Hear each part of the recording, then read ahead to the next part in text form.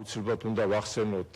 ის გამოცდილება, რომელიც თქვენს დაგიგროვდათ და ჩვენს ევროკავშირთან ურთიერთობასთან დაკავშირებით, ესეც ჩვენმა საზოგადოებამაც და საერთაშორისო საზოგადოებამაც იცის, რომ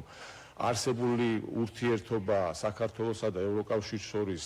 დღეს არის არც თუ ისე სახარბიელო, რადგანაც ჩვენ ვთვლით, რომ ის პირდაპირ ვიქნები, ის დამოკიდებულება, რომელიც ევრობიუროკრატიის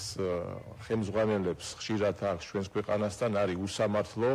ხშირად არის ორმაგი სტანდარტი, ეს არ არის სიახლე ჩვენი მეგობარი ქვეყნისთვის, სერბეთისთვის, ჩვენ ვართ მშვიდობიანი ქვეყანა,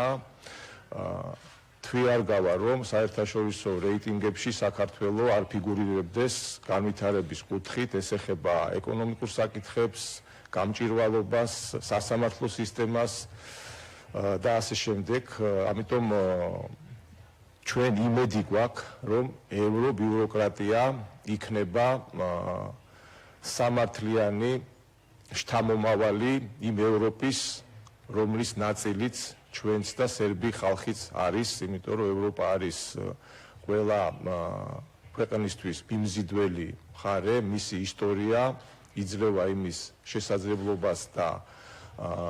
წარმოდგენას, რომ განსხვავებული დამოკიდებულება უნდა იყოს და ჩვენი სურვილი, რომ გავხდეთ ევროკავშირის წევრები, პირველ რიგში ემყარება სწორედ იმ სამართლიან პრინციპს, იმ ღირებულებებს, რომელიც საუკუნეების მანძილზე ჩამოყალიბდა ევროპაში. ჩვენ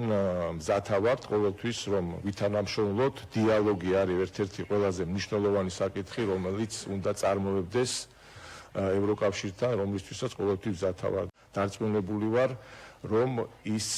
ადამიანები, ვის დღეს ჩვენ სამშობლოს ვემსახურებით,